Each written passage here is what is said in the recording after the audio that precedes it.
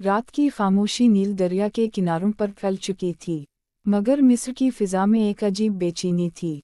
महल के बड़े बड़े सतूनों के बीच राहदारियां लरज़ रही थीं, और फ़िरौन के दरबार में आग के मशल जल रहे थे, जैसे किसी बड़े फैसले की आहट हो। फ़िरौन के दरबारी इसके इर्द गिर्द जुमा थे, चेहरे परेशान, कदम बेचैन। फ़िरौन ने अपना तख्त मजबूती से पकड़ा और गुरूर से बोला, मैंने ख्वाब देखा है, एक बनी इसराइली लड़का पैदा होगा जो मेरे तख्त को गिरा देगा। मेरी हुकूमत, मेरा इक़्तिदार सब बर्बाद कर देगा। दरबार में सन्नाटा छा गया।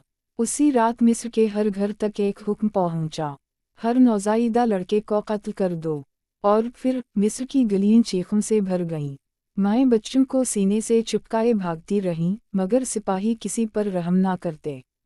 बनी इसराइल, गुलामी में डूबा हुआ एक बेबस कबीला। बनी इसराइल उस दूर का सबसे बेबस, सबसे मजलूम कबीला था। दिन भर ईंटें बनाते, महल की दीवारें उठाते, सर्दी गर्मी में कोड़े खाते। उनमें एक मुक़द्दस खातून थीं, हज़रत मूसा अलैहिस्सलाम की वालिदा। उनके घर भी अल्लाह ने वो नूर भरा बच्चा अता किया। खूबसूरत रोशन चेहरा, जिसे देखकर लगता था जैसे मुस्तक़बिल इसके अंदर सांस ले रहा हो। मगर बाहर फ़िरौन के सिपाही गलियों में घूम रहे थे, हर दरवाजे को ठोकरें मारते, हर घर की तलाशी लेते। मूसा अलैहिस्सलाम की वालिदा का दिल कांपता। बच्चा जब रोता, वो अपने लरजते हुए हाथों से उसका मुंह चूमकर चुप कराती। अल्लाह की तरफ से वही, दिल पर उतरने वाली वो रोशनी। एक रात जब खौफ हद से बढ़ गया और सिपाही उसी इलाके में कत्ल व गारत कर रहे थे, उसी वक्त मूसा अलैहिस्सलाम की वालिदा पर अल्लाह की तरफ से वही नाज़िल हुई, ए मूसा की माँ, बच्चे को दूध पिलाती रहो, और जब जान का ख़तरा हो तो उसे एक संदूक में रखकर दरिया में डाल देना। खौफ ना करना, गम ना करना, हम इसे तुम्हें लुटा देंगे और इसे रसूलों में से बनाएंगे। ये अल्फाज माँ के दिल में ऐसे उतरे जैसे अंधेरी रात में चंद निकल आए। आँखों में आंसू थे, मगर दिल में सुकून उतर चुका था। मूसा अलैहिस्सलाम की वालिदा ने एक छोटा सा लकड़ी का संदूक तैयार किया, बच्चे को बड़ी मोहब्बत से इसमें लटाया, चेहरे पर आखिरी बार प्यार किया और लरजती उंगलियों से ढक्कन बंद किया। नील दरिया का पानी ठहरा हुआ था, चंद की रोशनी इस पर लरज रही थी। मूसा की माँ ने संदूक को पानी में धकेला और बहते हुए देखती रहीं। उनके कदम कांप रहे थे, मगर अल्लाह पर यकीन मजबूत था। संदूक कभी लहरों के साथ ऊपर उठता, कभी नीचे जाता, कभी किनारे से टकराता, मगर जिस ताकत ने उसे चलाया था वो हिफाजत कर रही थी। ये मंजर इंसानों को बेबस दिखा रहा था, मगर अल्लाह की ताकत पूरी दुनिया को दिखा रही थी कि जिसे वो बचाना चाहे उसे दुनिया की कोई ताकत नुकसान नहीं पहुंचा सकती। फ़िरौन के महल के पास आकर संदूक का ठहर जाना, नील दरिया खामोशी से बहता हुआ बिल्कुल वहां पहुंचा जहां फ़िरौन का अजीम उश्शान महल था। वो महल जिसे देखकर दुनिया घुटने टेकती थी, ऊंचे दरवाजे, सुनहरी सुतून, पहरेदार सिपाही, और उसी महल के बाग में फ़िरौन की बीवी हज़रत आसिया रज़ी अल्लाह अन्हा टहल रही थीं। वो अल्लाह की नेक बंदी थीं, मगर फ़िरौन के साथ रहती थीं। उनके दिल में रहमत थी, नूर था और ईमान की खुशबू थी।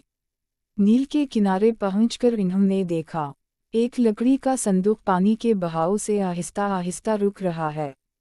वो करीब गईं, संदूक खोला, और जैसे ही ढक्कन खिला, उनके चेहरे पर हैरत और मोहब्बत एक साथ उतरी। एक प्यारा सा बच्चा, मासूम, नूरानी, इसके चेहरे की रोशनी ऐसी थी कि दिल खुद ब खुद पिघल जाए। आसिया ने कहा, ये बच्चा आँखों की ठंडक है, ना इसे मारो, ना उसे जालिमों के हवाले करो। शायद ये हमें फ़ायदा पहुंचाए, या हम उसे अपना बेटा बना लें। वो लम्हा अल्लाह के बड़े मंसूबे की पहली अंत थी। फ़िरौन का हैरान होना, मगर अल्लाह की तकदीर गालिब। फ़िरौन सिपाहियों के साथ आया। इसने गुस्से से कहा, ये बच्चा बनी इसराइल का है, कत्ल कर दो। मगर आसिया ने इसके हाथ रोक लिए। वो बोली, ये बच्चा मुझे बहुत अजीज है, मैं इसे नहीं मरने दूंगी, मैं इसे अपना बेटा बनाऊंगी। फ़िरौन की ज़बान रुक गई।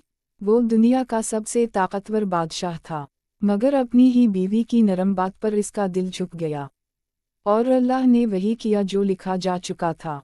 اللہ کی حکمت، بچہ منہ کے پاس واپس۔ محل کی عورتیں موسیٰ کو دودھ پلانے لگیں، لیکن بچہ کسی کا دودھ قبول نہیں کر رہا تھا۔ ہر عورت آتی، مگر موسیٰ علیہ السلام روتے رہتے۔ وہ رونا ایسا تھا کہ پورا محل گونج اٹھے۔ اسی وقت موسیٰ علیہ السلام کی بہن، جو دور سے بھائی کے صندوق کا پیچھا کرتی آئی تھیں، محل کے دروازے کے پاس کھڑی ہوئیں۔